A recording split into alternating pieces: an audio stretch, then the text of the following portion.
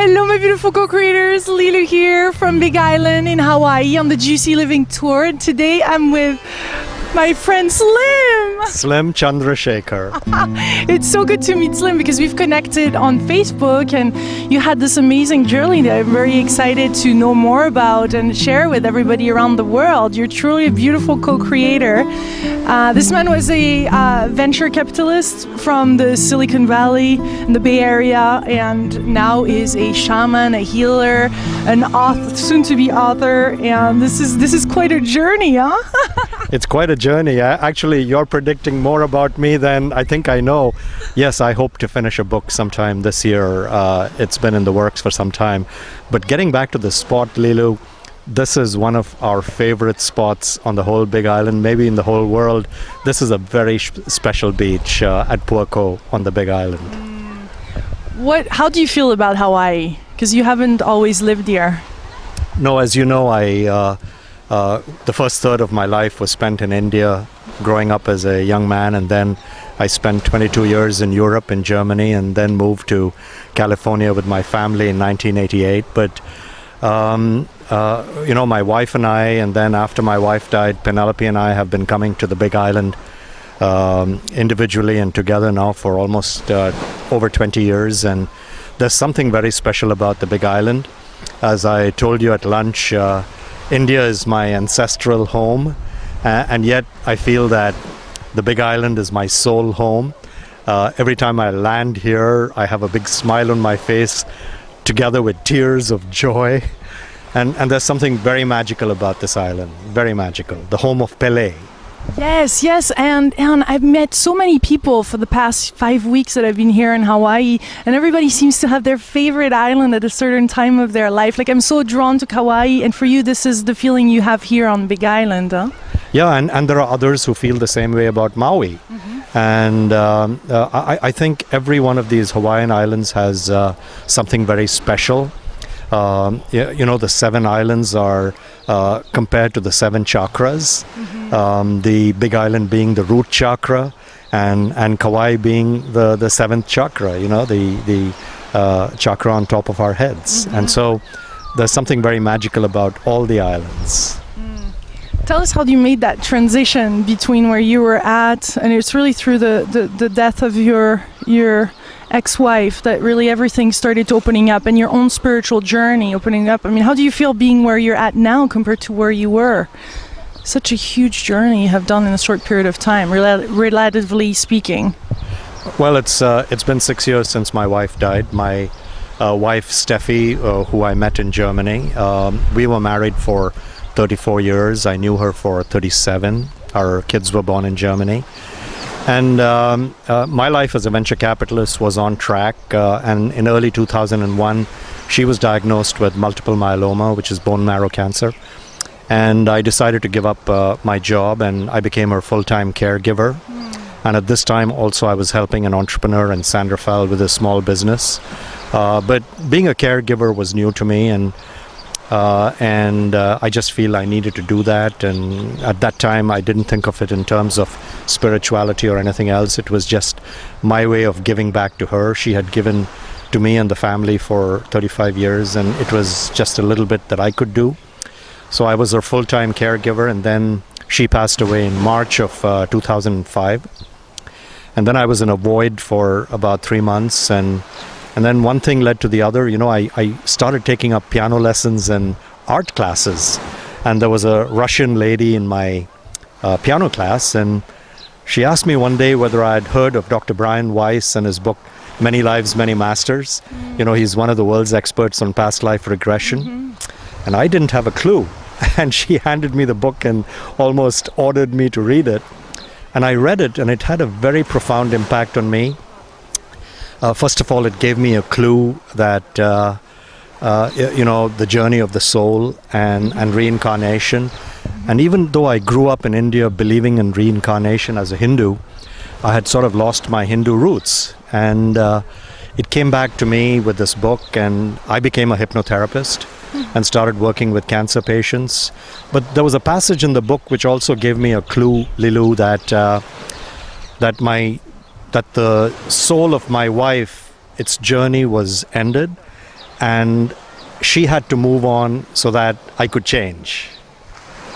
And it was just like a little light bulb going off. And so there's a lot of love there. Yeah, you could call it that. And it was just a very profound self-understanding, maybe I should call it that.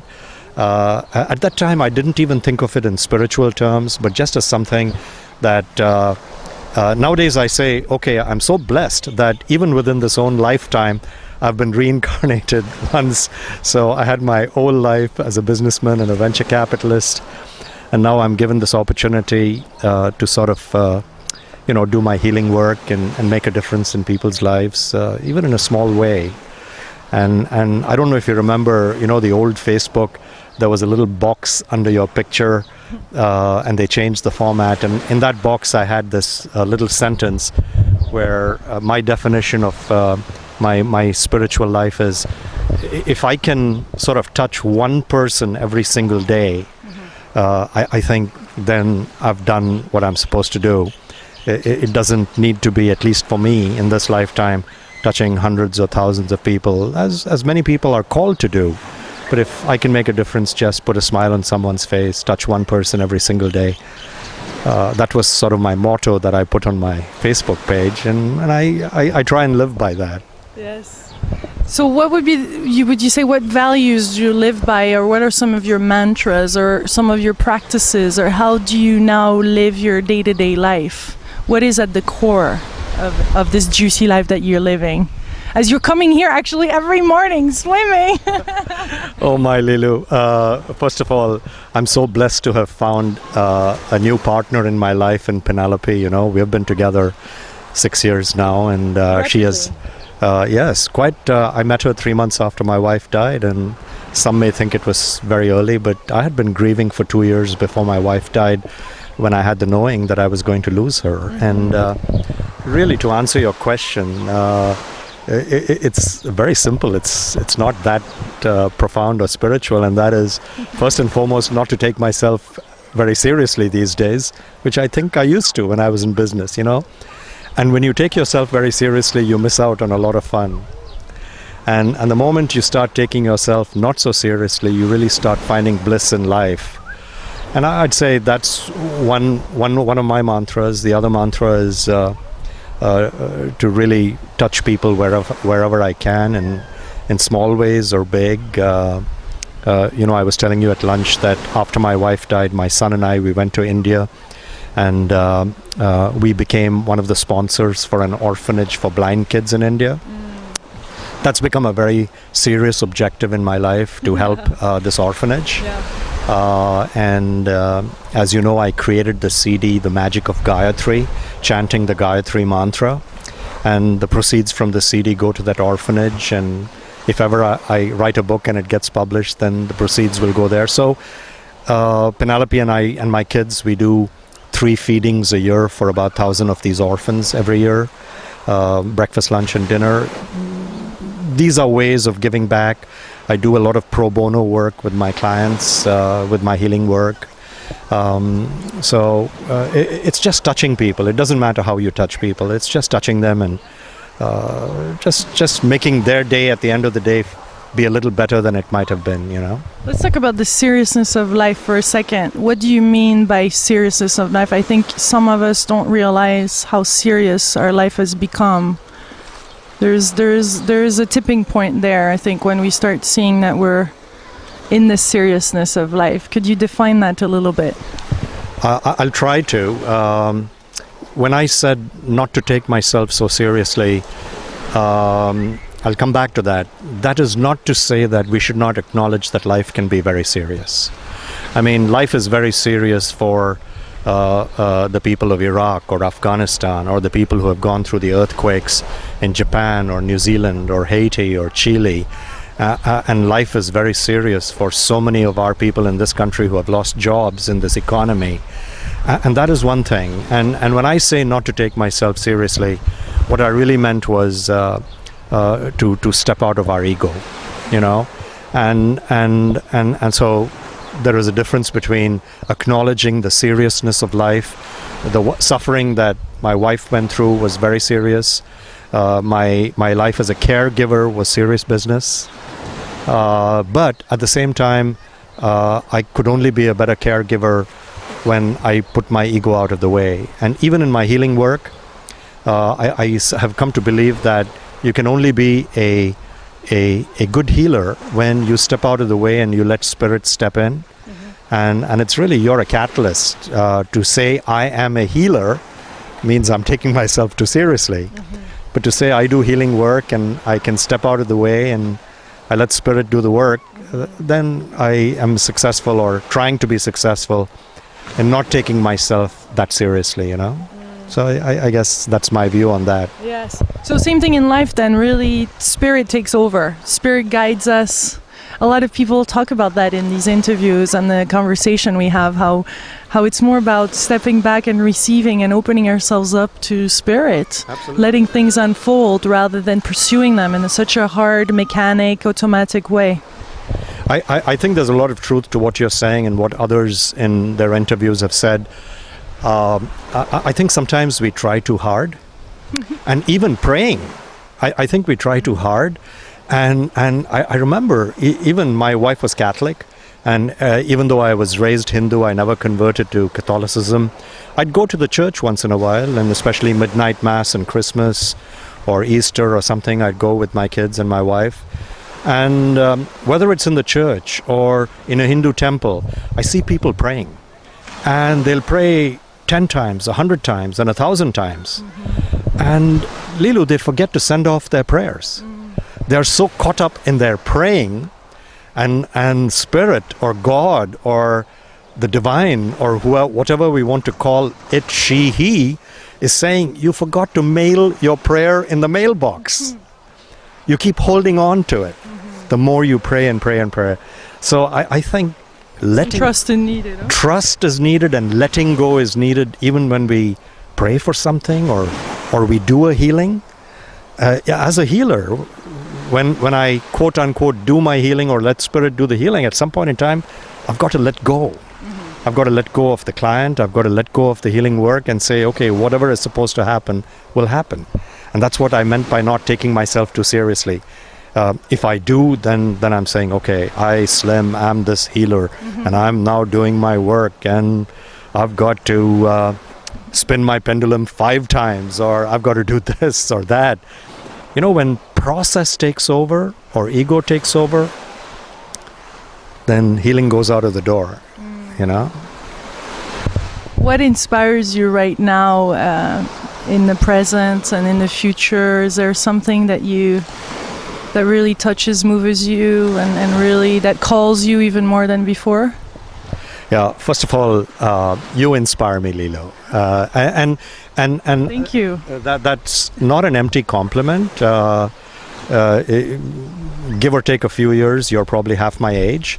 And, you know, I often say sometimes it's a shame that you have to get to your 60s or 70s to find spirituality. So I'm always inspired when I see younger people who are on their path of self-discovery and allowing spirit to come in and discover their own brand of spirituality. I'm meeting more and more young people and also young children who are discovering spirit. And it's their own brand. It's their own way of finding spirit and doing their work now and in the future. And that inspires me. So, and I love to be around young people. And it doesn't matter if you call them spiritual or not, but I also think it's a huge anti-aging formula to think young and be in the presence of young people. That inspires me. Then my father really inspires me. He's 95. He's doing great. Penelope and I visited him in India in January, and he has so much humor, and he has his own way of connecting with spirit at his age. He has taught me to be a giver rather than a receiver. And let me tell you, when I was in business, I was a huge receiver. It was a lot about me. And this is also new to me, this thing about giving back. And my father is a shining star in that area. Even at 95, you know, he's so healthy, and he has a foundation where he donates wheelchairs to the needy. And I find that really so funny, not only touching, but funny, because at 95, he is giving wheelchairs, donating them to those who need them. And so these are And people... using a golf club, huh? Yeah, his cane is his 7-iron golf club. And that's what makes him human being, and he inspires me, and just a lot of very people you meet every day. You don't have to be inspired. What I've found out is you don't have to be inspired by gurus, teachers, authors, writers. They're doing beautiful work, not to get me wrong, and every now and then something I read or listen to or watch will touch me and inspire me. But I'm just inspired continually by the everyday stories of people who are just making it day by day, and yet they have some beautiful stories to share. They're the stories that really touch you, you know, and you have a lot of lessons to learn from these people, you know. Yes, I agree. This is why the little tagline of the GC Tour is everyday inspiration from everyday people, because we're all everyday people, really, aren't we? Absolutely. We're all everyday people. That's a beautiful way of putting it. Absolutely. It's time to bring it back to, I wouldn't say the word equality, but to unity. We're all there. We all bring a different ingredient. That is so true. We all bring a different ingredient, and it doesn't matter really what your status in life is, or how much money you have or don't have. I think so many people are contributing. I mean, you asked me the question of inspiration. I go back to my college days where I was very blessed. I studied at St. Xavier's College in Calcutta, and I was very blessed to meet Mother Teresa on more than one occasion. And fellow students and we were blessed to go and volunteer at her community center, and where she worked with the lepers and not so fortunate. And my gosh, Lilu, this woman, if there was ever an example on our planet of somebody who gave without expecting anything in return, it's Mother Teresa. And even if the Catholic Church hadn't sainted her, I think the rest of the planet would have, because she was truly a saint, and she has always been a great inspiration to me, and in terms of just how a person who had absolutely nothing was able to give so much and make such a difference in people's lives, you know. You're probably very inspired too by Gandhi. Oh yeah, I mean, I was just a very small child of maybe 4 or 5 or 6 when Gandhiji was shot, the day he was shot, and I was in New Delhi at the time, and I remember being carried on the shoulders of my grandfather, where the thousands and thousands of people gathered around on the streets of Delhi when the news of his shooting spread, you know. And it was just a momentous occasion, but just even being in the presence of his energy was, I think, pretty amazing. Yes. Well, beautiful. Thank you so much for this moment, Slim. Thank you for welcoming us in your home here. This feels like your home. This beach, I know you come here every day. Well, we are very blessed to have 1 foot on the Big Island and 1 foot in Northern California, where we have our home in both places. And this beach at Puerco is one of our favorite places, and I can't wait for you to return to the Big Island so we can come out here swimming and snorkeling. Yes! I say yes to that. Well, much love, my beautiful co-creators from Hawaii. We send you lots and lots of love from this beautiful island. Thank you. Aloha, and so nice to be with you, Lilu. Nice to be with you too. Aloha! Aloha.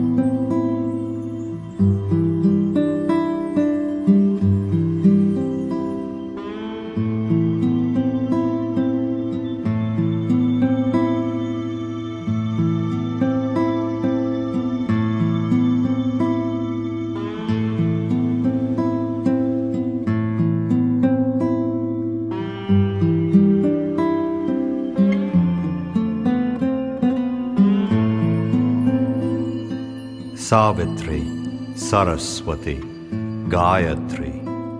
Bless us and deepen our love for this prayer.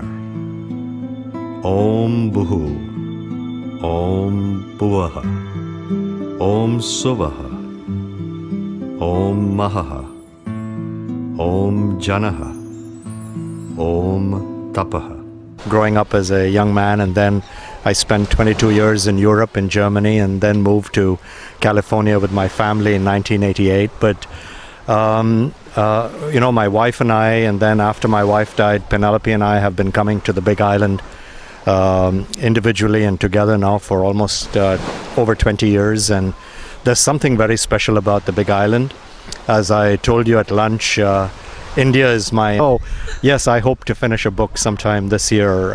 It's been in the works for some time. But getting back to the spot, Lilu, this is one of our favorite spots on the whole Big Island, maybe in the whole world. This is a very special beach at Puako on the Big Island. How do you feel about Hawaii? Because you haven't always lived here. No, as you know, the first third of my life was spent in India. Book, and you had this amazing journey that I'm very excited to know more about and share with everybody around the world. You're truly a beautiful co-creator.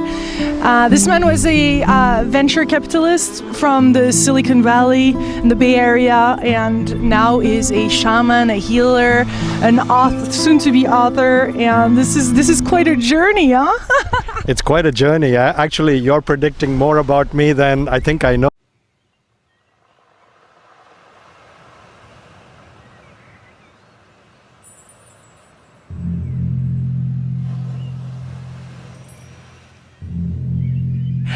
Hello my beautiful co-creators, Lilu here from Big Island in Hawaii on the Juicy Living Tour. And today I'm with my friend Slim. Slim Chandra Shekar. It's so good to meet Slim because we've connected on Facebook. Ancestral home, and yet I feel that the Big Island is my soul home. Every time I land here, I have a big smile on my face together with tears of joy. And there's something very magical about this island, very magical, the home of Pele. Yes, and I've met so many people for the past 5 weeks that I've been here in Hawaii, and everybody seems to have their favorite island at a certain time of their life. Like